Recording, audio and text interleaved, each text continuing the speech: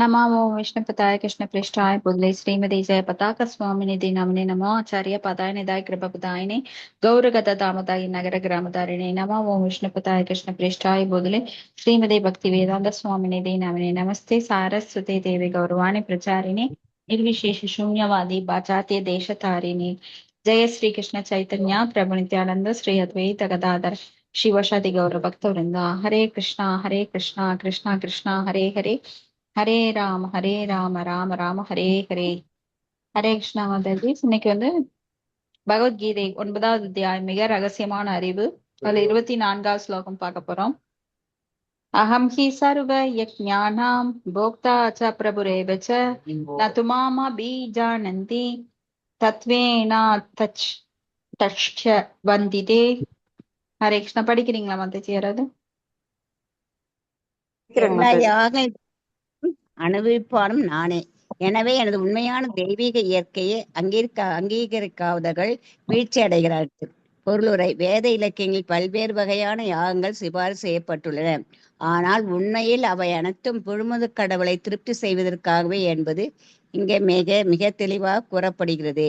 யக்ஞ என்றால் விஷ்ணு. பகவத்கீதையின் 3வது அத்தியாயத்தில் யக்ஞ எனப்படும் விஷ்ணுவை திருப்தி செய்வதற்காகவே செயல்பட வேண்டும் என்று தெளிவாக கூறப்பட்டது. மனித பண்பாட்டின் பக்குவ நிலையான வர்ணாசிரம தர்மம் விஷ்ணுவை திருப்தி செய்வதற்காகவே ஏற்பட்டது. எனவே உன்னத தலைவனாக நானே எல்லா யாகங்களையும் அனுபவிப்பவன் என்று இந்த பதத்தில் கிருஷ்ணர் கூறுகிறார். இருப்பினும் இந்த உண்மையை அறியாத சிற்றறிவாளர்கள் தற்காலிக லாபங்களுக்காக தேவர்களை வழிபடுகின்றனர். இதனால் அவர்கள் ஜடவாழ்வு வீழ்ச்சி அடைகின்றனர், விரும்பிய இலக்கை அடைவதில்லை. இருப்பினும் எவரும் தனது ஜட ஆசை நிறைவேற்ற விரும்பினால் அதனை பரமபுருஷரிடம் பிரார்த்தனை செய்வது சிறந்தது. அது தூய்மையான பக்தியாக இல்லாமல் இருந்தாலும் கூட இவ்விதமாக அவன் விரும்பிய பலனை அடைய முடியும். ஹரே கிருஷ்ணா மாதாஜி. ஹரே கிருஷ்ணா. தேங்க்யூ மாதாஜி. சோ பகவான் நீங்க சொல்றார், அகம் ஹி சர்வ யக்ஞானாம், எல்லா யக்ஞங்களின் தலைவனும் நான் தான். சோ யாகங்களோட அனுபவிப்பாளர் அவர் தான். இதே மாதிரி ஒரு ஸ்லோகம் படிச்சிருக்கோம், பொக்தாராம் யக்ஞ தபசாம் அப்படின்னு. அதே ஸ்லோகம் அதே அதே கருத்து தான் இங்க சொல்லப்படுது. போக்தாச்ச பிரபுரி ஏவச்ச அப்படின்னா தெய்வீக இயற்கையை அங்கீகரிக்காதவர்கள் வீழ்ச்சி அடைகிறார்கள். சோ போக்தா அப்படின்னா அனுபவிப்பாளன், அதன் தலைவனும் நானே. அதாவது யாகங்களை அனுபவிப்பது அதனோட தலைவர் எல்லாமே பகவான் தான். யாருக்கு நீங்க யக்ஞம் செஞ்சாலும் கடைசியில எங்க போகுது? அது கிருஷ்ணருக்கு தான். சர்வம் கிருஷ்ண அர்ப்பணம். காயேனு வாச்சா மனசேந்திரியர்வா புத்தியார்த்தனாவா பிரகிருதே சுபாவா அப்படின்னு ஒரு ஸ்லோகம் சொல்லுவாங்க. சோ எல்லாவற்றையும் கிருஷ்ணருக்கு கடைசியில அர்ப்பணிச்சிருவாங்க. நீங்க என்னதான் தேவர்களுக்கு முதல்ல அவங்க ஓம் கணேசாய நம, ஓம் சரவண பவ, என்னென்னவோ சொல்லுவாங்க, ஓம் சிவாய நம எல்லாம் சொல்லி கடைசியில பகவான் கிருஷ்ணருக்கு அர்ப்பணம் பண்ணியிருப்பாங்க. சில பிரபுபாதர் என்ன சொல்றாருன்னா, வேத இலக்கியங்களில் பல்வேறு வகையான யாகங்கள் சிபாரிசு பண்ணப்பட்டிருக்கு. அப்போ வேதங்கள் பல விதமான மக்கள் இருக்காங்க. அப்போ எல்லாருக்கும் ஒரே மாதிரி சப்ஜெக்ட் எடுத்தா அவங்க மூளைக்கு எட்டுமா? இப்போ எல்லா விதமான குழந்தைகள் இருக்காங்க. சோ வயசுக்கு தகுந்த மாதிரி தான் பாடங்கள். ஆனா இங்க வயசு அப்படிங்கிறது அதாவது அறிவுக்கு தகுந்த மாதிரி. சிலரால புரிஞ்சுக்க முடியும், சிலரால புரிஞ்சுக்க முடியாது. இதுதான் வேணும் அப்படிம்பாங்க. சோ யாரோட உரிமையிலையும் பகவான் தலையிடுறது இல்ல. சோ உனக்கு வேணுமா அப்படின்னா வேதங்கள் பலவிதமான வழிபாடுகளை பரிந்துரைக்கிறது. இப்போ ரஜோகுணத்துல இருக்கிறவங்களுக்கு ஒரு வழிபாடு, தமோ குணத்துல இருக்கிறவங்களுக்கு ஒரு வழிபாடு, சத்துவ குணத்துல இருக்கிறவங்களுக்கு ஒரு வழிபாடு. எல்லாரும் ஒரே இதை கடைபிடிக்க முடியாது நியமங்களை. சோ அவங்கவுங்க அறிவுக்கு தகுந்த மாதிரி first standard, second standard, third standard, fourth standard அப்படி ஸ்டெப்பா வருது இல்லையா? அது மாதிரி உயர்ந்த வழிபாட்டுக்கு வராதவங்க அட்லீஸ்ட் தேவர்களையாவது வழிபடும்படி வேதங்கள் சிபாரிசு பண்ணுது. அப்புறம் தேவர்கள் எந்தெந்த நோக்கத்திற்காக வழிபடப்படுறாங்க அப்படின்னா பலவிதமான நோக்கங்கள் ஒவ்வொருத்தருகிட்ட இருக்கும். அதுக்கு பலவிதமான தேவர்கள் பரிந்துரைக்கப்பட்டிருக்காங்க. சோ இந்த தேவர்களை நீ வழிபட்டா இது கிடைக்கும், அந்த தேவர்களை வழிபட்டா இது கிடைக்கும் அப்படின்னு வேதங்கள் நம்மள வழிகாட்டுது. அப்ப பல வகையான யாகங்கள் ஆனால் உண்மையில் அவை அனைத்தும் பகவான் கிருஷ்ணருக்கு தான் செய்யப்படுது. யக்ஞ அப்படின்னா விஷ்ணு. யக்ஞ எனப்படும் விஷ்ணுவை திருப்தி செய்வதற்காகவே செய்யப்பட வேண்டும் யாகங்கள். இது 3வது அத்தியாயத்தில் சொல்லப்பட்டிருக்கு. யக்ஞாத்தாம் கர்ம. ஓட மாட்டேங்குது. உடஞ்சு வச்சு. சோ யக்ஞங்கள் எல்லாமே பகவானை திருப்தி செய்யறதுக்காகவே செய்யப்படுது. எனவே உன்னத தலைவரான நானே எல்லா யாகங்களையும் அனுபவிப்பவன். இருப்பினும் இந்த உண்மையை அறியாத சிற்றறிவாளர்கள் தற்காலிக லாபத்திற்காக தேவர்களை வழிபடுகின்றனர். இதனால் அவர்கள் ஜடவாழ்வில் வீழ்ச்சி அடைகின்றனர். சோ நிறைய சிற்றறிவாளர்கள் அந்த வந்த துபலம் தேசாம் தத்பவதி அல்பமேதசாம். அல்பமேதசாம் அப்படின்னா சிற்றறிவாளர்கள். அவங்க எல்லாம் வந்து ஜட லாபத்திற்காக பல பல தேவர்களை வழிபடுறாங்க. இப்ப தேவர் வழிபாடு கண்டிக்கப்படுகிறது இங்க. ஆனா அந்த தேவர்களை வழிபடுவதற்குண்டான அறிவை தருவதும் பரமாத்மா தான். ஏன்னா பகவானை அவங்க அணுக மறுக்கும் போது அட்லீஸ்ட் நீ தேவர்களையாவது வழிபட்டு தர்ம அர்த்த காம மோக்ஷ அதுலயாவது வா அப்படின்னு சொல்லி பகவான் சொல்றார். அப்ப விரும்பிய இலக்கை அடைவதற்கு அவர்கள் ஜடவாழ்வில் வீழ்ச்சி அடைகிறார்கள். விரும்பிய இலக்கை அடைவது கிடையாது. இருப்பினும் எவரேனும் தனது ஜட ஆசையை நிறைவேற்ற விரும்பினால் அதனை பரமபுருஷரிடமே பிரார்த்தனை செய்வது சிறந்தது. அப்ப நம்ம பாகவத்துல ஒரு ஸ்லோகம் பார்த்திருக்கோம். அகாம சர்வ காமோவா மோக்ஷ காம உதாரிதி தீவிரேன பக்தி யோகேன யஜேத புருஷம் பரம். காமமே இருந்தாலும் காமமே இல்லைனாலும் அகாம சர்வ காமோவா காமவே இருந்தாலும் மோக்ஷ காம உதாரிதி இல்ல மோட்சமே வேண்டும் என்றாலும் நிறைய பேரு சொர்க்கலோகத்துக்கு போகணும், மோட்சத்துக்கு போகணும்னு விரும்புறாங்க. என்னவா இருந்தாலும் எல்லாத்துக்கும் நீங்க யார வேண்டணும்? பரமபுருஷரான பகவான் கிருஷ்ணரையே வேண்ட வேண்டும். மோக்ஷ காம உதாரதி தீவிரேன பக்தி யோகேன தீவிரமான பக்தி செய்யணும் அவர்கிட்டவே. இப்ப சப்போஸ் நம்மளுக்கு ஏதாவது தேவைப்பட்டா கூட கிருஷ்ணர்கிட்ட தான் கேட்கணும். அதை விட்டுட்டு தேவர்கள்ட்ட கேட்க கூடாது. அது உயர்ந்த வழிபாடு அல்ல. நம்ம வந்து உயர்ந்த வழிபாட்டுக்கு வந்துட்டு எப்பவுமே கீழே போக மாட்டோம். உயர்ந்த சுவை கிடைத்தவர்கள் கீழே தாழ்ந்த சுவைக்கு போவதில்லை. 5 ஸ்டார் ஹோட்டல்ல சாப்பிட்டவங்க போய் டிச்சு பக்கம் இருக்கிற ஒரு சின்ன கடையில சாப்பிட மாட்டாங்க. அடுத்தது ஸ்லோகம் 25. இது ரொம்ப முக்கியமான ஸ்லோகம். யாந்தி தேவ விருதா தேவான் பித்ருன் யாந்தி பித்ரு விருதாக பூதானி யாந்தி பூதேஜியா யாந்தி மத்யாஜினோ அபிமாம். தேவர்களை வழிபடுபவர்கள் தேவர்களிடையே பிறப்பர். முன்னோர்களை வழிபடுபவர்கள் முன்னோர்களிடம் செல்வர். பூதங்களை வழிபடுபவர்கள் பூதங்களிடையே பிறப்பர். மேலும் என்னை வழிபடுபவர்கள் என்னுடனே வாழ்வர். இப்ப நிறைய பேர் சொல்லுவாங்க, எந்த சாமி கும்பிட்டானுங்க, நாம எல்லாம் போக போறது ஒரே இடம்தான். சோ இப்படி பேசுறவங்க முட்டாள்கள். ஏன்னா நீங்க கோயம்புத்தூர் பஸ் ஏறினீங்கன்னா கோயம்புத்தூர் தான் போக முடியும். இதுவே டெல்லிக்கு பஸ் ஏறினா டெல்லி தான் போக முடியும். சென்னைக்கு பஸ் ஏறினா சென்னை தான் போக முடியும். இந்தியாக்குள்ள இருக்கு, எங்க ஏறினாலும் எல்லாம் நான் நினைக்கிற இடத்துக்கு போயிரும் அப்படிங்கிறது கிடையாது. நீங்க எந்த பிளேஸ் போகணுமோ அந்த பிளேஸ்க்குரிய பஸ்ல தான் நீங்க ஏறணும். அப்போ இங்க தேவர்களை வழிபடுறவங்க தேவர்கிட்ட தான் போவாங்க.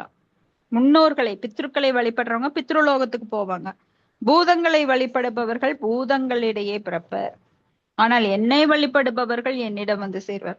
இது ரொம்ப முக்கியமான ஸ்லோகம். அப்ப யாரை வழிபடணும்? நம்ம எல்லாருமே கோலோக விருந்தாவனத்துக்கு போகணும் அப்படின்னா கிருஷ்ணர் மட்டும்தான் வழிபடணும். ஈவன் நீங்க நாராயணர் 4 கரமுள்ள நாராயணர் வழிபட்டா கூட வைகுண்ட லோகம் தான் போக முடியும், கோலோக விருந்தாவனம் போக முடியாது. சோ நம்ம லட்சியத்துல உறுதியா இருக்கணும்.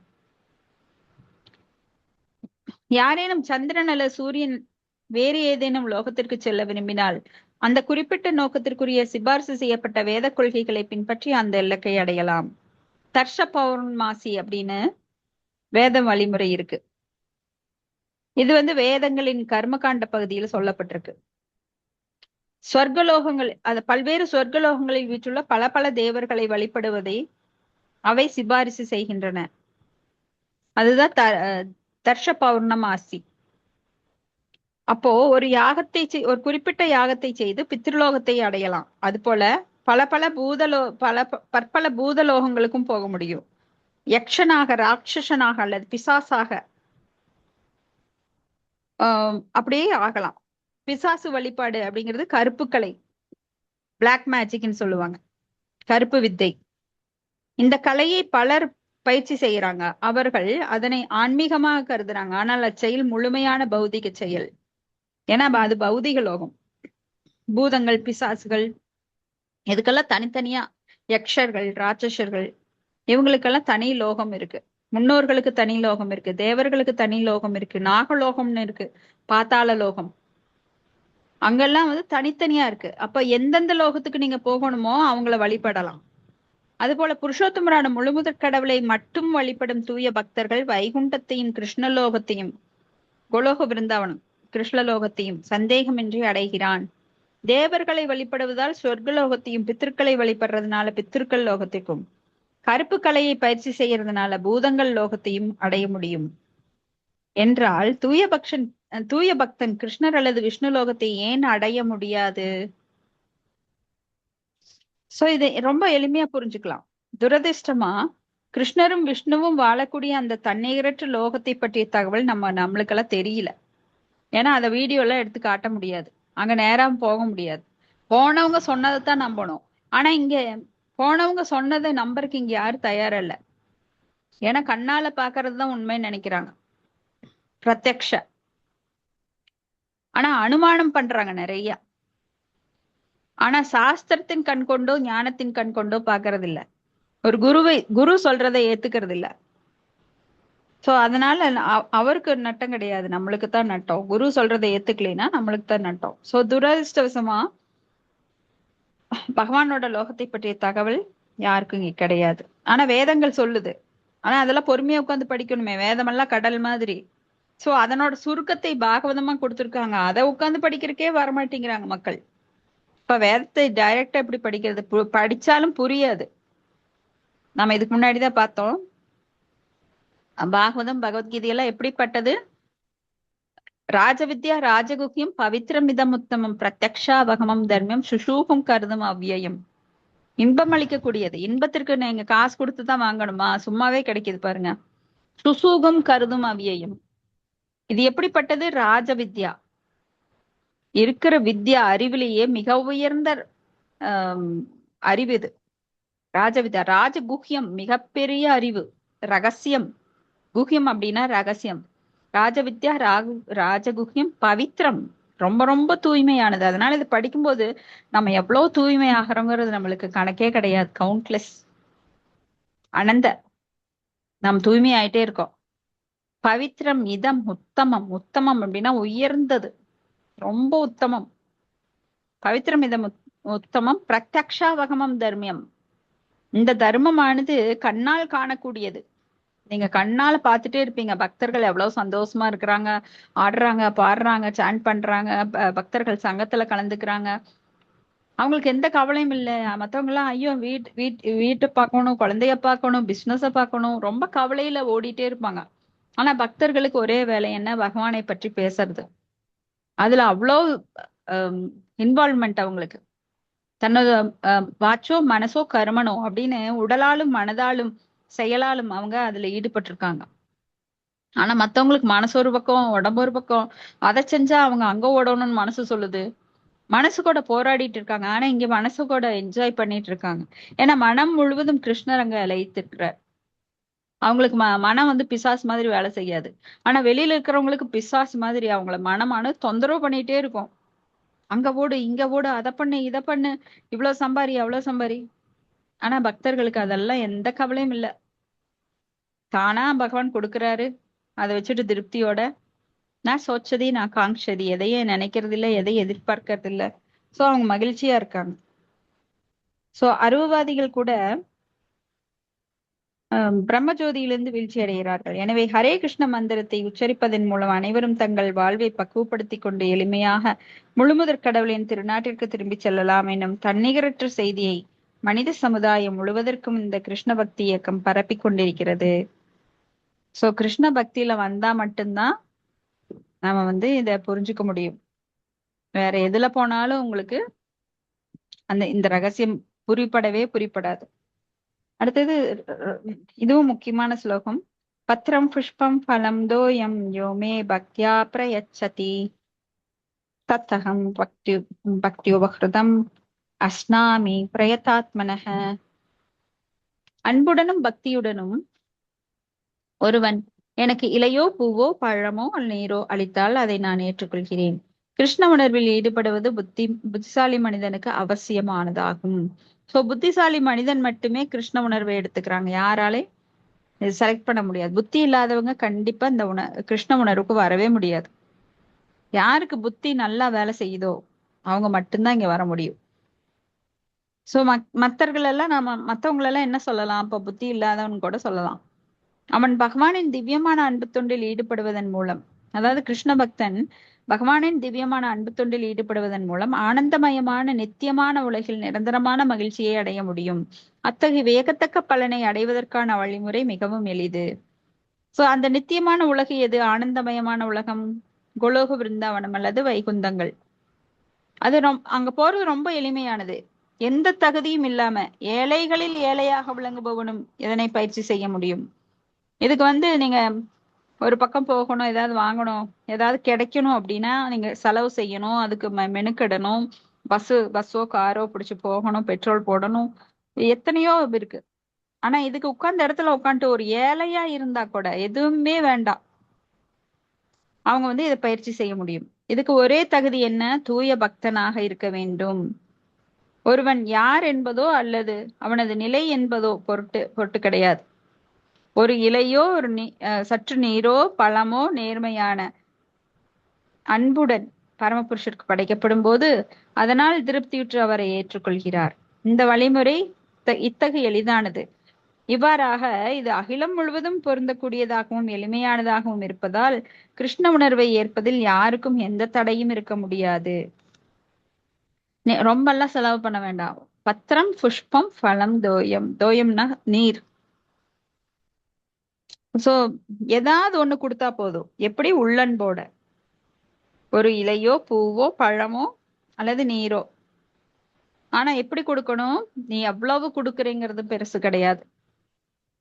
நான் தண்ணி கொண்டு போய் ஒரு பெரிய அண்டா நிறைய வைக்கிறேன் வேண்டாம், ஒரு சின்ன செம்புல பஞ்ச பாத்திரத்துல இல்ல ஒரு டம்ளர்ல வெள்ளி டம்ளர்லயோ இல்ல அவங்கவுங்க தகுதிக்கு தகுந்த மாதிரி ஒரு மண் பானையிலயோ பகவானுக்கு வைக்கலாம். ஒரு துளசி இலை மட்டும் அதுல போட்டு கங்கச்சை யமுனா செய்வ கோதாவரி நர்மதை சிந்து காவேரி ஜெயலேஸ்மின் சந்நிதிம் குரு அப்படின்னு எல்லா தீர்த்தங்களையும் அங்க ஆகவானம் பண்ணி பகவானுக்கு அதை வைக்கலாம். இல்ல ஒரு பழம், உங்க வீட்டுல எதுவுமே இல்லாம இருக்காது, பூவோ இலையோ நீரோ, எல்லாருமே குடிக்கிறதுக்கு தண்ணி இருக்கும், சாப்பிடறதுக்கு சாதம் இருக்கும், ஏதாவது கொண்டு போய் பகவானுக்கு வச்சு அன்புடன் அவருக்கு நைவேத்தியம் பண்ணணும். அதுல இருக்கக்கூடிய அளவை பார்க்க மாட்டாரு, அதுல இருக்கக்கூடிய அன்பை பார்ப்பார். சோ அந்த அன்பை ஏத்துக்கிறார்.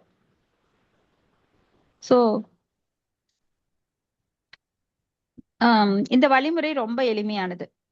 இவ்வாறு அகிலம் முழுவதும் பொருந்தக்கூடியதாகவும் எளிமையானதாகவும் இருப்பதால் கிருஷ்ண உணர்வை ஏற்பதில் யாருக்கும் எந்த தடையும் இருக்க முடியாது. இந்த எளிமையான வழிமுறையின் மூலம் கிருஷ்ண உணர்வை பயிற்சி செய்வது நித்தியம் ஆனந்தம் மற்றும் அறிவு நிரம்பிய மிக உயர்ந்த பக்குவமான வாழ்வை அடைவதற்கு விரும்பாத முட்டாள் யார்? கிருஷ்ணர் அன்பான சேவையை மட்டுமே விரும்புகிறார், வேறு எதையும் அல்ல. கிருஷ்ணர் தனது தூய பக்தனிடமிருந்து ஒரு சிறு பூவை கூட ஏற்றுக்கொள்கிறார்.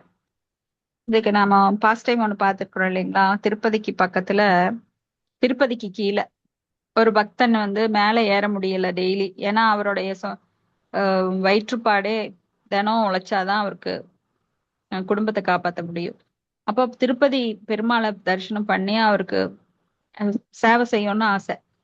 இப்போ பூக்களால அர்ச்சனை பண்ணலாம்னு நினைக்கிறார். அந்த பூ வாங்குறக்கோ பணம் இல்லை. அப்போ குயவன் அவர். அப்ப என்ன செய்வார்னா மண்ணிலேயே பூ செய்வார். பானை செய்யும் போது அப்படியே பகவானுக்கு பூக்களையும் செய்வார். 108 பூவை பண்ணி அப்ப டெய்லி அதனால அர்ச்சனை பண்ணுவார். அரசர் டெய்லி மேல போவார், பகவானை தரிசிப்பார். அப்புறம் ஒரு நாள் உள்ள போறார், அங்க வெறும் களிமண்ணா கிடக்குது. யாரா இங்க கொண்டு இப்படி களிமண்ணை கொட்டி வச்சிருக்கிறா? அது பூவா போட்டது, அது அப்படியே கரைஞ்சு ஒவ்வொரு துளி துளியா நிறைய அங்கங்க களிமண்ணா அப்படி இருக்கு. எவ்வளவு சுத்தமா நாம சேவை பண்ணிட்டு இருக்கோம், எவ்வளவு தங்கத்தால நம்ம பூக்கள் போட்டு அர்ச்சனை பண்ணிட்டு இருக்கோம். இது யார் இந்த முட்டாள் இப்படி வேலை பண்ணிடுது அப்படின்னு அவர் மனசுக்குள்ளேயே திட்டிக்கிறார். அவருக்கு மனசு ரொம்ப பாரமா இருக்கு, யார் இப்படி பண்றதுன்னு தெரியலையே அப்படின்னு. அப்புறம் போய் படுத்து பகவானை கும்பிட்டுட்டு தூங்குறார். அவர் கனவுல பெருமாள் வர்றார். நீ உன்னை உயர்ந்த பக்தன், நீதான் தங்கத்தால செஞ்ச பூவை எனக்கு அர்ச்சனை பண்ற அப்படின்னு மமதையோட இருக்காத, இங்க பாரு, என்னை விட ஒரு பக்தன், அவன் எனக்கு ரொம்ப அன்பா சேவை செய்யறான் பாரு அப்படின்னு சொல்லி காட்டி கொடுக்கிறார். அந்த களிமண்ணால செஞ்ச பூக்களை அவனை அர்ச்சனை பண்றதை காட்டி கொடுக்கிறார். அப்படியே நெகிழ்ந்து போயிடுறாரு அந்த அரசர். அடுத்த நாள் போய் பாக்குறாரு, உண்மையிலேயே அந்த குயவன் பூக்களை செஞ்சு அப்பதான் அர்ச்சனை பண்றாரு பகவானுக்கு. வெங்கடாச்சலபதி உருவத்தை செஞ்சு செஞ்சு வச்சிருக்காரு. அதுக்கு அர்ச்சனை பண்ணிட்டு இருக்காரு. அப்போ அவர் போய் அந்த குயவனை கும்பிடுறார். நீ என்னை விட உயர்ந்த பக்தன் நீ அப்படின்னு சொல்லி கும்பிடுறார். அப்போ அவனுக்கு ஆச்சரியமாயிருச்சு. எதுக்கு அரசரே என்னை போய் கும்பிடுறீங்க? தாழ்ந்த நானு ரொம்ப ஏழை, உங்களோட இது என்ன, என்னோட இது என்ன அப்படின்னு. அதெல்லாம் இல்லப்பா, நீ கடவுளாலேயே மதிக்கப்படுற ஒரு பக்தன், நான் உனக்கு கீழேதான் அப்படின்னு சொல்லி அவரு அந்த குயவனை வழங்குறார். சோ இதுக்கு ரொம்ப எளிமையானது. பெரிய பெரிய இதெல்லாம் வேண்டியது இல்ல. சொத்து பத்தெல்லாம் பகவானை வழங்குறதுக்கு நம்ம மனசுல அன்பு இருந்தா போதும். அப்போ கிருஷ்ணர் தன் தூய பக்தரிடமிருந்து ஒரு சிறிய பூவை கூட ஏற்றுக்கொள்கிறார். பக்தன் அல்லாதவரிடமிருந்து அவர் எந்த படைப்பையும் ஏற்பது கிடையாது. நீங்க வேணா கொண்டு போய் கொடுக்கலாம், ஆனா அவர் ஏத்துக்கிட்டாரான்னு உங்களால தெரிஞ்சுக்க முடியாது. அவர் தன்னில் முழுமையானவர் என்பதால் யாரிடமிருந்தும் அவருக்கு எந்த தேவையும் கிடையாது. ஆத்மராமா அவர் எல்லாமே அவர்கிட்ட இருந்துதான் நம்மளுக்கு கிடைக்குது. சோ நாம போய் அவருக்கு கொடுக்கணுங்கிற அவசியம் இல்லை. ஆனாலும் நமது அன்பை பகிர்ந்து கொள்வதற்காக நாம சிறு பத்திரம் புஷ்பம் பழம் தோயம்னு ஏதாவது பகவானுக்கு கொடுக்குறோம். ஆனா அதுல இருக்கிற அன்பை அவர் ஏத்துக்கிறாரு. ஏன்னா அவருக்கு பசி கிடையாது, தாகம் கிடையாது, எந்த ஒரு காம குரோத எதுவுமே கிடையாது. அதனால அவருக்கு எந்த தேவையுமே இல்லை. இருப்பினும் அன்பையும் பாசத்தையும் பகிர்ந்து கொள்வதற்காக தனது பக்தன் படைத்தவற்றை ஏற்றுக்கொள்கிறார். சோ அன்பு அப்படின்னா என்ன, குஹ்யம் ஆக்கியாதி பிரச்சதி, அதாவது ஒருவருக்கு ஒருவர் கொடுத்து கொள்வது. ஏதாவது கிஃப்ட் கொடுக்கறது, அப்புறம் ரகசியங்களை பகிர்ந்து கொள்வது, பிரசாதத்தை ஏற்றுக்கொள்வது, அளிப்பது. சோ இந்த மாதிரி அன்பின் பரிமாற்றம், 6 வகையான அன்பின் பரிமாற்றம் நம்மளுக்கு ஸ்ரீல ரூப கோஸ்வாமி சொல்லியிருக்கார். ததாமி பிருத்ரிக் ருக்னாதி அப்படின்னு சொல்லி, ததாமி பிருத்ரிக் ருக்னாதி குஹ்யம் ஆக்கியாதி பிரிச்சதி புங்தே போஜயதே செய்வ தத்வித பிரீத்தி லட்சணம் அப்படின்னு. இப்ப கிருஷ்ண உணர்வை வளர்ப்பதே வாழ்வின் மிக உயர்ந்த பக்குவ நிலை. கிருஷ்ணரை அணுவதற்கான ஒரே வழி என்ன அப்படின்னா பக்தி தொண்டு. பக்தி தொண்டு அப்படிங்கிறத வலுவாக வலியுறுத்துவதற்காக பக்தி எனும் சொல் இந்த பதத்தில் 2 முறை சொல்லப்பட்டிருக்கு. பத்திரம் புஷ்பம் தோயம் யோமே பக்தியா பிரயச்சதி. அதே மாதிரி பக்தி உபகிருதம் அப்படின்னு 2 முறை பக்தி பக்தின்னு திரும்ப திரும்ப வலியுறுத்துறாங்க. இப்ப பிராமணன், பண்டிதன், மிகப்பெரிய செல்வந்தன் அல்லது சிறந்த தத்துவவாதி போன்ற இதர நிலைகள் படைப்பவற்றை ஏற்கும்படி கிருஷ்ணரை தூண்ட முடியாது. மிகப்பெரிய செல்வந்தன் அல்லது சிறந்த தத்துவவாதி போன்ற இதர நிலைகள் படைப்பவற்றை ஏற்கும்படி கிருஷ்ணரை தூண்ட முடியாது. பக்தி என்னும் அடிப்படை கொள்கை இல்லாவிடில், சோ யாரா இருந்தாலும் சரி, பண்டிதனா இருந்தாலும், பிராமணனா இருந்தாலும், செல்வந்தனா இருந்தாலும், தத்துவவாதியா இருந்தாலும், பக்தி இல்லைன்னா பகவானை நாம ஏத்துக்கோ அப்படின்னு சொல்லி தூண்ட முடியாது. பக்தி என்னும் அடிப்படை கொள்கை இல்லாவிடில் யாராக இருந்தாலும், எந்த பொருளாக இருந்தாலும் அதனை ஏற்கும்படி பகவானை தூண்ட முடியாது. பக்தி ஒருபோதும் காரணத்தை உடையதல்ல. பக்திக்கு காரணமே கிடையாது. இப்ப ஒரு அம்மாவுக்கு குழந்தைகிட்ட அன்பு செலுத்தணும்னு யாராவது சொல்லி தராங்களா என்ன? இல்ல குழந்தை அம்மாட்ட அன்பு செலுத்தணும்னு சொல்லி தராங்களா? அந்த குட்டி குழந்தை அம்மா பாக்கலைன்னா அது ஏங்கிரும், அம்மா பாக்கலைன்னா அழுகும். அந்த அன்பு எங்கிருந்து வந்தது? நேச்சுரலா, இயற்கையா வந்தது. அது போல நம்ம கிட்ட இருக்கிற அந்த கிருஷ்ண உணர்வு நித்திய சித்த கிருஷ்ண பிரேம நித்திய சித்த கிருஷ்ண பிரேம, ஏன்னா நித்தியமாக நமக்குள்ள உறங்கி கிடக்குது அந்த கிருஷ்ண பிரேமை. சப்த ககோகயா. சோ அந்த நித்திய சித்த கிருஷ்ண பிரேம சப்த ககோகயா அப்படிங்கிறது நம்ம ஒவ்வொருவருக்குள்ளும் இருக்குது. அதுக்கு காரணமே கிடையாது. இப்போ அன்பு அப்படின்னா நீ எனக்கு இவ்வளவு கொடுத்தாதான் எனக்கு அன்பு வரும்னு யாராவது சொல்றாங்களா? ஒரு பேரண்ட், அம்மாவோ அப்பாவோ இருக்கிற இந்த உலகத்திலேயே பாசம் அப்படின்னா தாய் பாசம். பகவானுக்கு அடுத்து இங்கே பகவானிடமிருந்து வந்த அந்த பாசத்தின் பிரேமை அப்படிங்கறது அம்மாட்ட தான் பார்க்க முடியும் எல்லாருமே. சோ அது காரணம் கிடையாது. அம்மா வந்து என்னோட புள்ள எனக்கு திருப்பி கொடுப்பா அப்படின்னு எல்லாம் இப்ப காரணமில்லாத அன்பை நம்ம கிட்ட கொடுக்குறாங்க. அதே போலத்தான் பகவான் நம்மளுக்கு பாரு, கும்பிட்டா நம்மளுக்கு 1,00,000 நாளைக்கு தருவாரு, நாளைக்கு 10 Dress கிடைக்கும், நகை கிடைக்கும், இல்ல நாளைக்கு நான் நினைச்சிட்டு இருக்கிற நிலத்தை வாங்கலாம் அப்படின்னு எல்லாம் ஒரு பக்தன் கும்பிடுறது கிடையாது. ஏன்னா இயற்கையாகவே பகவானுக்கும் அவனுக்கும் சம்பந்தம் இருக்கு. இவர் என் தந்தை, இவர் தான் எனக்கு ஆதியிலிருந்து கொடுத்துட்டு இருக்கார் அப்படிங்கிற காரணமே இல்லாம அவன் பக்தி பண்றான். பகவான் மேல இயற்கையான அன்பு, ஸ்பான்டேனியஸ் லவ். இது பூரணத்தின் தொண்டில் செய்யப்படும் நேரடி செயல். சோ பக்திங்கிறது பூரணம். கர்ம ஞான அதெல்லாம் பூரணம் கிடையாது. பூரணம் அப்படின்னா முழுமை. பக்தி மட்டும்தான் முழுமை இருக்கோ தவிர கர்ம காண்டத்துக்கோ ஞான காண்டத்துக்கோ யோக காண்டத்துக்கோ கிடையாது. யோகிகள், ஞானிகள், கர்மிகள் இவங்கெல்லாம் வந்து பக்திக்கு இணையா வரவே முடியாது. பக்தர்களுக்கு இணையா வரவே முடியாது. பக்தி அப்படின்னாலே அன்பு தொண்டு. அது வந்து எதையும் எதிர்பார்க்காது. அனன்ய பக்தி, எந்த ஒரு குறிக்கோளும் இல்லாத பக்தி. பகவான்கிட்ட இது வேணும் அது வேணும் எல்லாம் கிடையாது. பகவான்கிட்ட அன்பு, பக்தர்களுக்கு தானாகவே அன்பு ஊற்று. அவர் கொடுத்தாலும் சரி கொடுக்கலைனாலும் சரி. தத்தேனு கம்பாம் சுசமி சமானோ புஞ்சான ஏவாத்ம கிருதம் விபாகம் அந்த ஸ்லோகத்துல சொல்லப்படுது இல்லைங்களா? அவன் வந்து என்ன துயரம் வந்தாலும் பகவானை வந்து நொந்துக்கிறது இல்ல. இதெல்லாம் நான் செஞ்ச பாவத்தின் பலன் அப்படின்னு சொல்லி அவன் மிகவும் பொறுமையாக சகித்து கொண்டு பகவானுக்கு பக்தி பண்ணிட்டே இருக்கான்.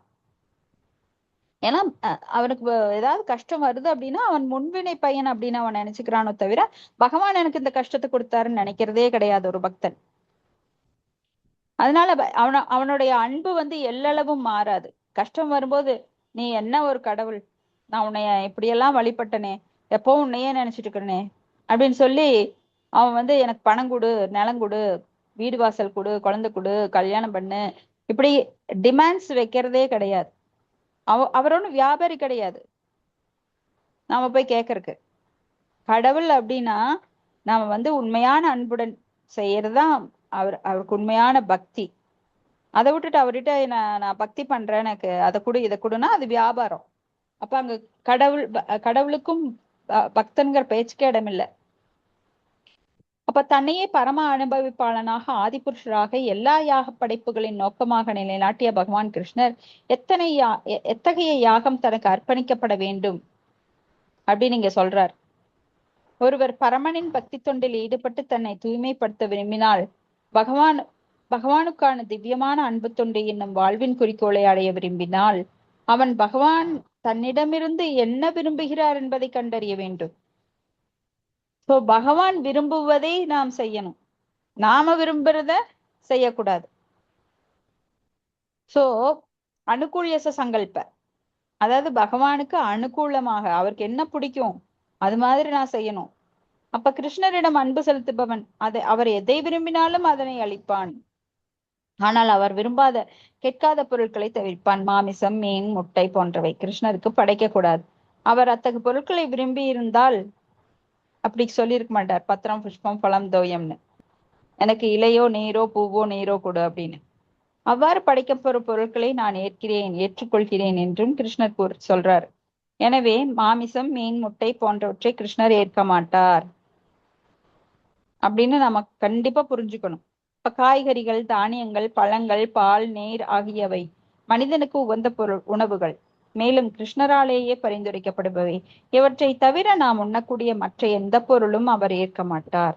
எனவே அத்தகு பொருட்களை அவருக்கு படைக்கவும் கூடாது. மீறி அவற்றை நாம் அவருக்கு படைத்தால் அன்புடன் கலந்த பக்தியின் தலத்தை நம்மால் அடைய முடியாது.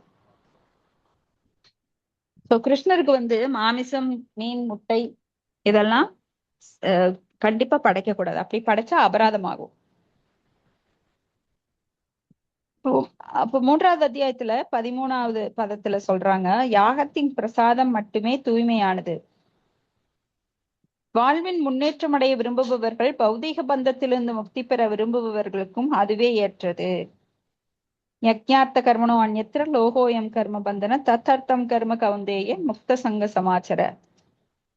சோ யாகத்தில் படைக்கும் அந்த பிரசாதம் மட்டுமே தூய்மையானது. யாகம் அப்படின்னா என்ன? நாம டெய்லி பகவானுக்கு படைச்சு அதை சாப்பிடுறது. சோ தங்களது உணவுப் பொருட்களை படைக்காமல் உண்பவர்கள் பாவத்தையே உண்கிறார்கள். சோ இப்ப பகவானால கொடுக்கப்பட்டு நாமெல்லாம் அதை அனுபவிக்கிறோம். அப்போ திருப்பி அதை பகவானுக்கு கொடுக்காம சாப்பிடுறவன் பாவத்தையே உண்கின்றான். ஏன்னா நன்றியற்ற செயல். நீ பாட்டு கொடுத்துட்டே இரு, நான் பாட்டுக்கு சாப்பிட்டுட்டே இருக்கிறேன். யாராவது இந்த உலகத்துல நம்மளுக்கு கொடுக்குறாங்களா? பகவானை தவிர யாராவது நம்மளுக்கு தினம் ஒரு 1000 ரூபாய் கொடுத்துட்டே இருக்காங்க. ஆனா யார் கொடுக்குறாங்கன்னு தெரியாது. அதனை நாம எடுத்துட்டே இருக்கிறோம். தெரியாது. ஹரே கிருஷ்ணா மாதாஜி. யாராவது சொல்லுங்க மாதாஜி, நான் வர்றேன்.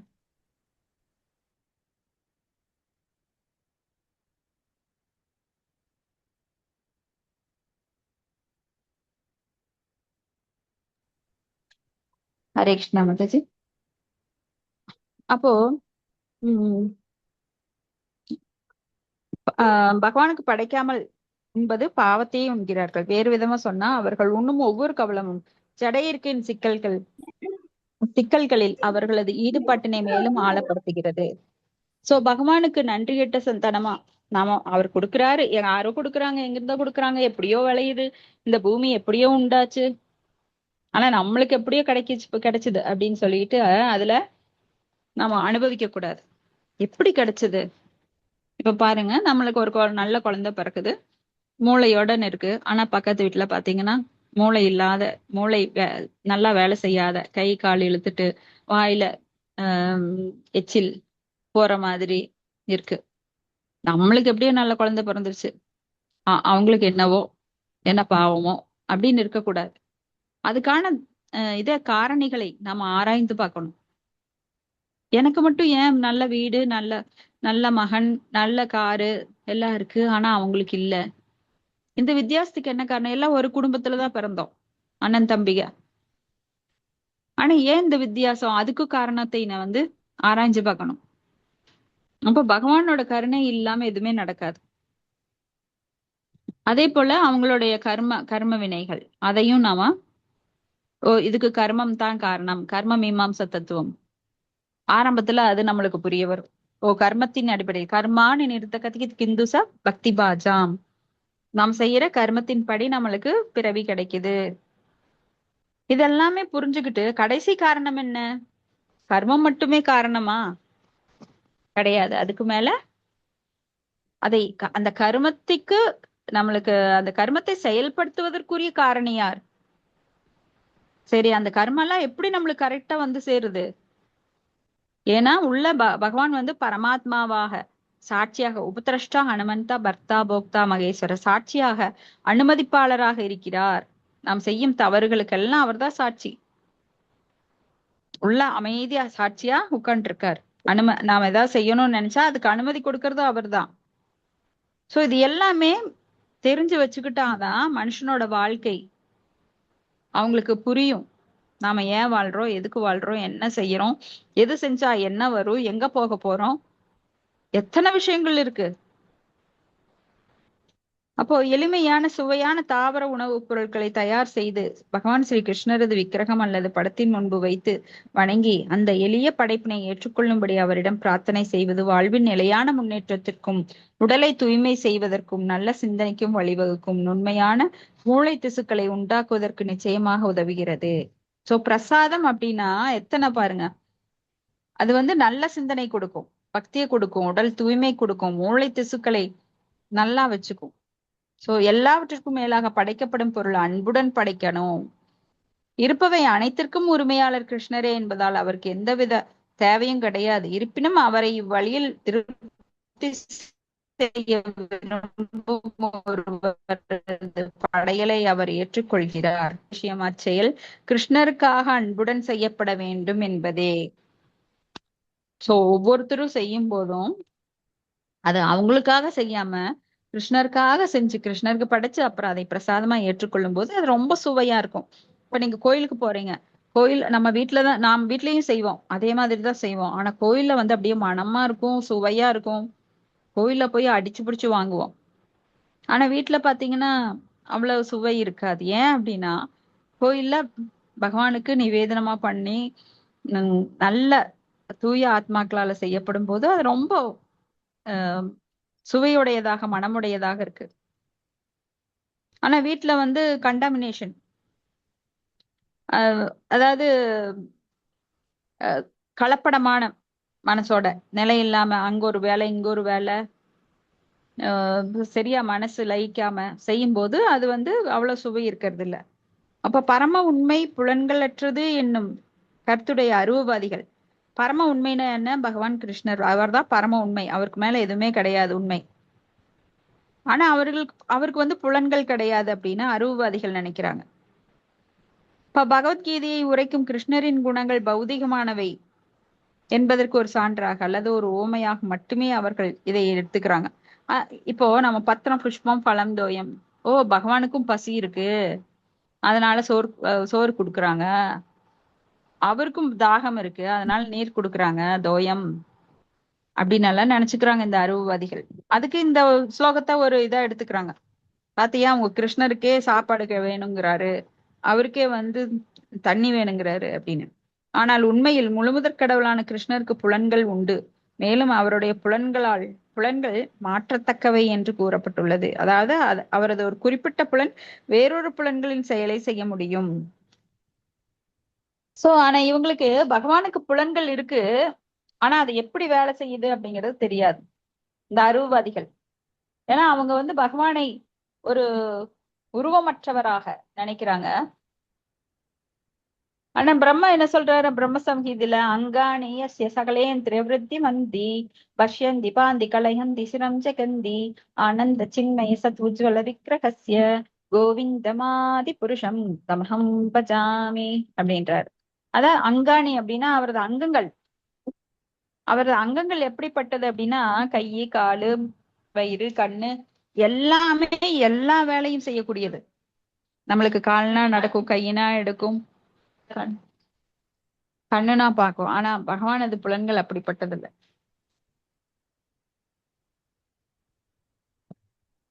எல்லா புலன்களும் எல்லா வேலையும் செய்யக்கூடியது. சோ அவர் புலனற்றவராக இருந்தால் எல்லா வைபவங்களையும் உடையவர் என்று அவரை கூறுவது சாத்தியம் கிடையாது. அதே மாதிரி 7வது அத்தியாயத்துல உயிர்வாளிகளை ஜட இயற்கையில் தானே கருவூட்டுவதாக கிருஷ்ணர் சொல்றார். அவர் செயலை ஜட இயற்கையின் மீது தனது பார்வை செலுத்துவதன் மூலமாகவே நிறைவேற்றுகிறார். மயா தக்ஷிண பிரகிருதி சூரிய தேச சராச்சரம் ஹேதுனானேன கௌந்தேய ஜெகத்வே பரிவர்த்ததே. சோ பார்வை செலுத்துவதன் மூலமாகவே, அவர் எந்திரிக்க வேண்டாம், உட்கார வேண்டாம், கையை தூக்க வேண்டாம், காலால் நடக்க வேண்டாம், பார்வை மட்டும் செலுத்தினாலே அவர் எல்லாமே எல்லா கோள்களுமே வேலை செய்யுது. சோ பக்தன் தனது அன்பான சொற்களுடன் உணவுப் பொருட்களை படைக்கும் போது கிருஷ்ணர் அச்சொற்களை கேட்கிறார். இவ்வாறு கேட்பதற்கும் சுவைத்து உண்பதற்கும் எந்த வேறுபாடும் கிடையாது. கிருஷ்ணர் பூர்ணமான நிலையில் இருக்கிறதுனால அவரது கேட்கும் செயல் உண்ணுவதிலிருந்து சுவைப்பதிலிருந்து மாறுபட்டதல்ல. சோ பகவான் எங்கேயோ இருக்கிறார் கோலோக விருந்தாவனத்துல, அங்கிருந்து ஒரு அடி கூட நகர்றது கிடையாது. கிருஷ்ணர் வந்து எப்போதுமே ஒரே இடத்துலதான் இருக்கார். ஆனா அவர்கிட்ட இருந்து பல அம்சங்களாக பிரிந்து இங்க கிருஷ்ணாவதாரத்தின் போது அரக்கர்களை எல்லாம் அசுரர்களை எல்லாம் அழிச்சாரு அப்படின்னு கிருஷ்ணர் அழிச்சாருன்னு வரும். அப்ப அந்த கிருஷ்ணர் வேலை செய்யறாரு, அசுரர்களை அழிக்கிற கஷ்டப்படுறாரு அப்படின்னு எல்லாம் நினைக்க வேண்டாம். அவருக்குள்ள இருக்கிற வசுதேவ கிருஷ்ணருக்குள்ளே இருக்கிற வசுதேவ கிருஷ்ணர் வந்து அந்த அசுரர்களை அழிப்பார். சோ கிருஷ்ணருக்கு எந்த வேலையும் கிடையாது, ஆனந்தமயமானவர், எப்பொழுதும் ஆனந்தமா இருப்பார். அவருக்கு பொறுப்பே கிடையாது. நான் காரணம் காரியம் சவித்தியதே, அவருக்கு எந்த காரணமும் கிடையாது, காரியம் கிடையாது. சோ அவருக்கு பல சக்திகள் இருக்கு. பராசர் சக்தி விவிதைவ சூயதே அப்படின்னு சொல்லி. அப்ப கிருஷ்ணர் தன்னை எவ்வாறு விளக்குகின்றாரோ அதை அப்படியே எந்த தவறான கருத்துரையும் இல்லாமல் ஏற்றுக்கொள்ளும் பக்தன் மட்டுமே பரமபூரண உண்மையினால் உணவை உட்கொண்டு அதனை அனுபவிக்க முடியும். சோ முழு நம்பிக்கை வச்சு அவர் சொல்ற மாதிரியே, சாஸ்திரங்கள்ல சொல்ற மாதிரியே அவருக்கு படைத்து அதை அன்புடன் ஏற்றுக்கொள்வோமானால் நம்மளுக்கு அந்த தூய உணர்வு நம்மளுக்கு கிடைக்கும். சோ கிருஷ்ண பிரசாதத்தை உண்பதன் மூலமாக நமது உணர்வு தூய்மையாகின்றது. நம்மளோட மூளை திசுக்கள், இப்போ கிருஷ்ண பிரசாதம் அப்படின்னாலே நீங்க பிராமணர்கள் பாருங்க. பிராமணர்கள் ரொம்ப ஷார்ப்பா இருப்பாங்க, அறிவுடையவர்களா இருப்பாங்க. காரணம் என்ன? அவங்க கிருஷ்ணருக்கு படைத்து அதை பிரசாதமாக உண்பதின் காரணமாக அந்த மூளை திசுக்கள் நல்லா வேலை செய்யும். மூளை திசுக்கள் ரொம்ப அறிவாளிகளா இருப்பாங்க அவங்க, நல்லா வேலை செய்யறதுனால. ஆனா இந்த மற்ற இனத்தவர் பாத்தீங்கன்னா, பிராமணர், சத்திரிய, வைஷ்யா, சூத்ரா, அவங்க எல்லாம் அவ்வளவு பிரசாதம் முதல்ல எடுக்க மாட்டாங்க. இப்ப பிராமணர்கள் அப்படின்னா பிறப்பால கிடையாது, அவங்க உணர்வுனால அப்படிங்கிறத நாம இப்ப புரிஞ்சுட்டு இப்ப நிறைய பிராமணர்கள் நாமெல்லாம் கூட பிராமணத்தின் மேல் இருக்கிறோம். சோ அதனால நம்மளுக்கெல்லாம் முதல்ல அவ்வளவு ஷார்ப்பா இல்ல. ஆனா கிருஷ்ண பக்திக்குள்ள வந்த உடனே பிரசாதம் சாப்பிடுவதன் மூலமாக இப்ப கொஞ்சம், முதல்ல கொஞ்சம் டல்லா இருந்திருக்கும், தமோ குணத்துல சோம்பேறிகளா இருந்திருப்போம், ஷார்ப்பா இருந்திருக்க மாட்டோம் எப்ப எதை செய்யணும்னு. ஆனா இப்பெல்லாம் அந்த ஷார்ப்னஸ் கிடைக்குது. நல்ல ஸ்லோகங்கள் படிக்கிறோம், நல்ல ஷார்ப் மைண்டடா, நல்லா ஸ்மார்ட்டா, சுறுசுறுப்பா இருக்கும். முதல்ல எத்தனை நோய்கள் இருந்தா கூட இப்ப அதெல்லாமே கம்மியாகி நம்மளுக்கு இல்லாமையும் கூட போயிருக்கலாம். நான் அதை உணர்றேன் என் வாழ்க்கையில.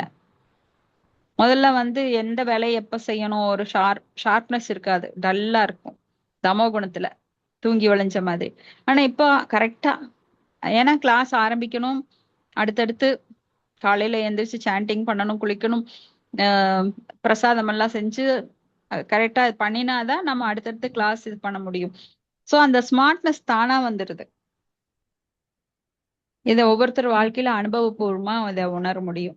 கிருஷ்ண பிரசாதத்தின், கிருஷ்ண பக்தியின் மகிமை அப்படிங்கிறது. ஏன்னா ஒரு குலோப்ஜான் நான் சாப்பிட்டேன் நல்லா இருக்குன்னு சொன்னா புரியாது, அது நீங்க சாப்பிட்டு பார்த்தாதான் புரியும். அது போல கிருஷ்ண பக்தி பண்ணினா கண்டிப்பா உங்களுக்கு நிறைய மாற்றங்கள், எவ்வளோன்னே சொல்ல முடியாது, பண்ணி பாருங்க.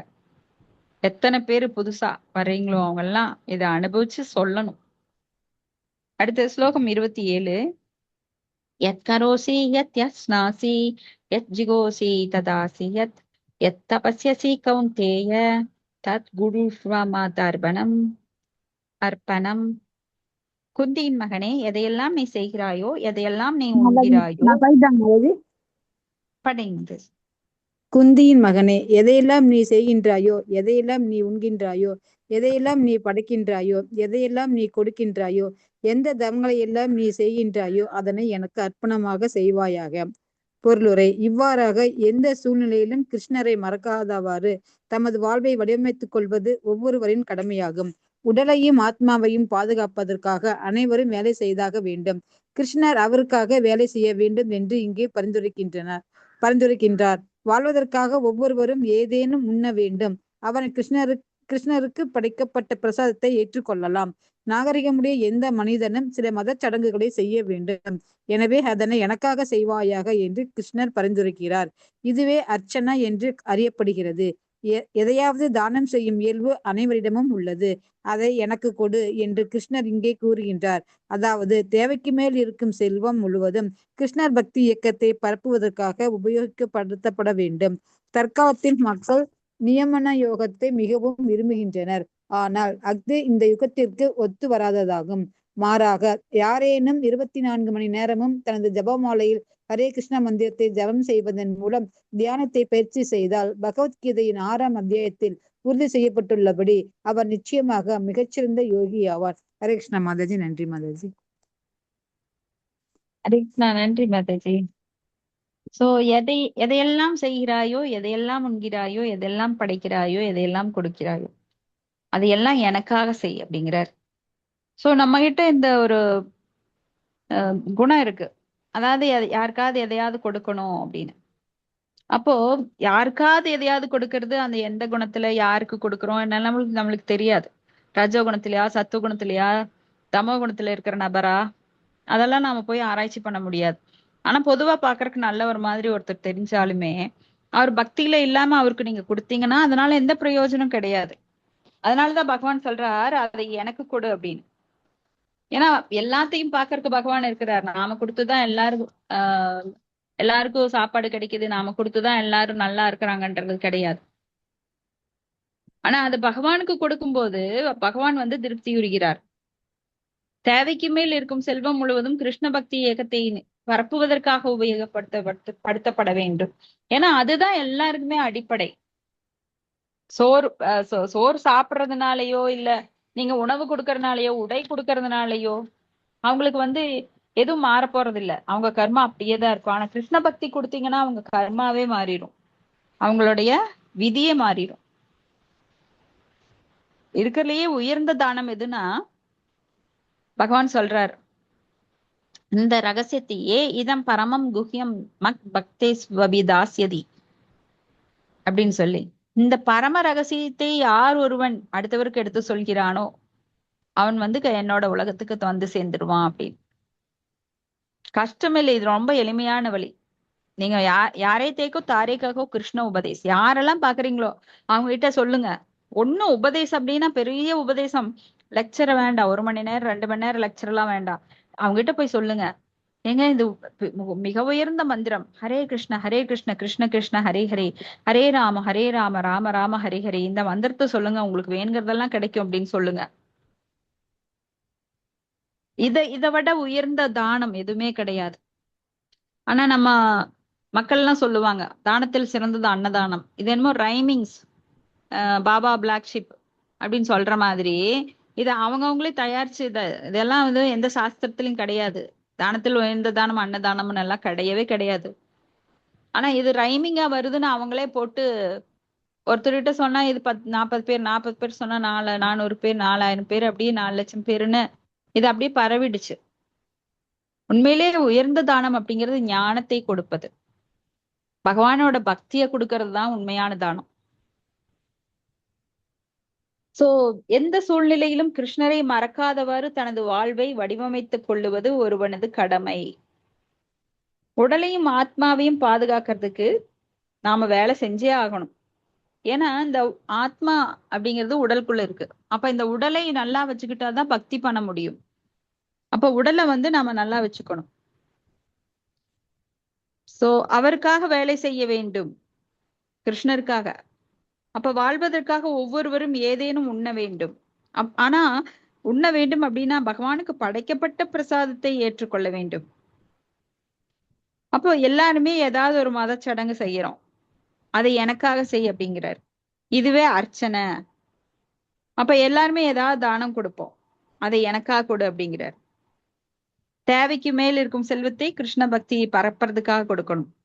அப்ப மக்கள் தியான யோகத்தை ரொம்ப விரும்புறாங்க. ஆனால் அது வந்து இந்த யுகத்திற்கு ஒத்து வராதது. எங்கேயா காட்டுக்குள்ள உட்காந்து தியானம் பண்ணலான்னு அப்பெல்லாம் வானப்பிரஸ்தம் போனாங்க. ஆனா இப்பெல்லாம் போக முடியுமா நினைச்சு பாருங்க. வனம் அப்படின்னாலே அது நிறைய காடுகள்லாம் அழிக்கப்பட்டு இன்னைக்கு ஏதோ கொஞ்சம் தான் இருக்கு. அந்த கொஞ்சத்திலயும் மிருகங்கள் நிறைய வாழுது. கொஞ்சம் இடத்துலயே பற்றாக்குறை. ஏன்னா இருக்கிற இடத்தெல்லாம் மனுஷன் புடுங்கிட்டான்.